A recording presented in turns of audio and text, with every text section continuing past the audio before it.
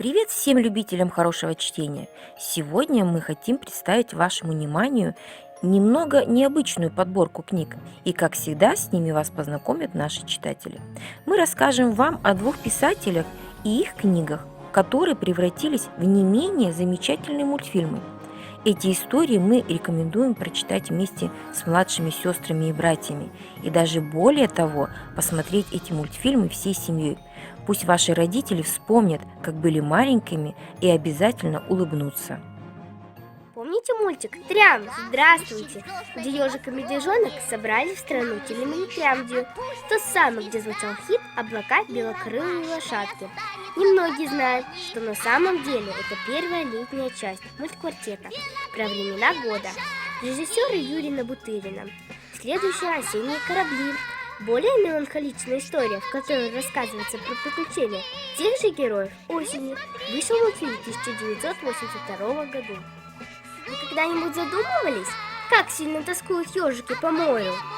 Ежик никак не хотел уходить в зимнюю спячку, без моря и без кораблей. Его мечта так и осталась бы мечтой, если бы не помощь друзей.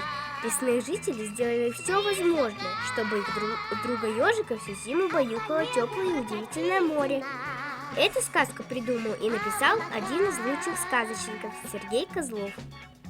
Настоящее имя и фамилию писателя никто не знает. Ведь мальчик попал в детский дом совсем маленьким. Известно только, что дата его рождения 22 августа 1939 года. Родной город Москва. Именно там он был усыновлен государственным служащим Григорием Козловым и его супругой Натальей. Мальчику дали имя Сергей. Писательский талант Сергея был заметен с детства. Первые стихи он написал в 8 классе.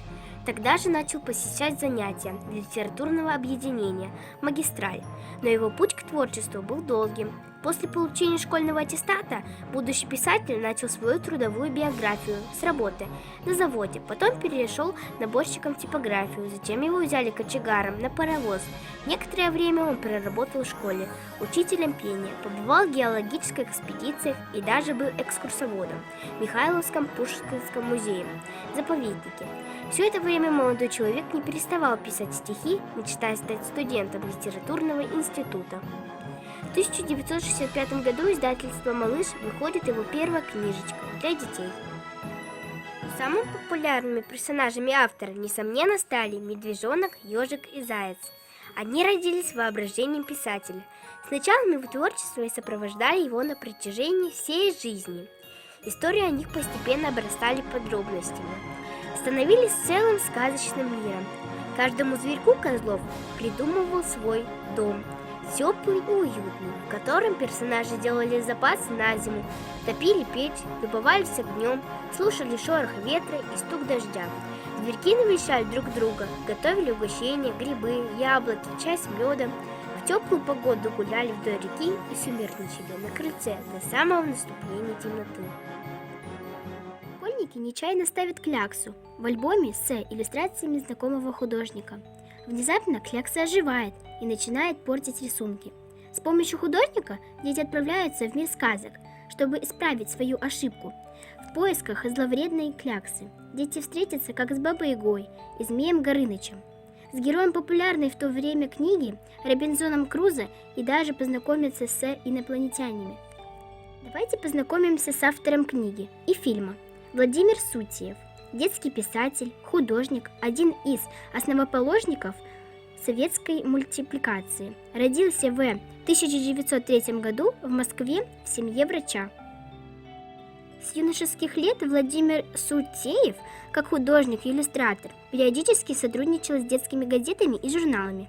Иллюстрировал книги для детей. Среди самых известных его работ – иллюстрации к произведениям Корнея Чуковского и Самуила Маршака. С 1936 года Сутеев работал режиссером на киностудии «Союз мультфильм». В 1941 году, перед тем, как уйти на фронт, он закончил работу над «Мухой-цокотухой» по произведению Корнея Чуковского. В 1952 году вышла первая книжка «Две сказки про карандаш и краски». где Владимир Григорьевич проявил себя не только как художник, но и как писатель. С тех пор остроумные, веселые, добрые сказки Владимира Сутеева пошли путешествовать по всему миру. Они переведены на 36 языков. Кот-рыболов. Сказка о том, как кот пошел рыбу ловить. По дороге ему встретились лиса, волк и медведь. Достали выпрашивать еще не пойманную рыбу, а потом помешали ее поймать. Придрались между собой и остались ни с чем. Книги знаменитого художника-сказочника Сутеева короткие, но захватывающие истории в сочетании с яркими и подробными картинками увлекают малыша в мир сказки и расскажут ему о важном – дружбе, сообразительности, преданности и доброте. В самой популярной сказке Сутеева «Кто сказал мяу» рассказывается о щенке, который пытается узнать, кто же из жителей двора издает этот загадочный звук – мяу. Сказку Сутеева «Кто сказал мяу» можно читать детям от года и даже раньше. Слушая короткую историю, малыши научатся различать голоса животных, познакомиться с их характерами и повадками.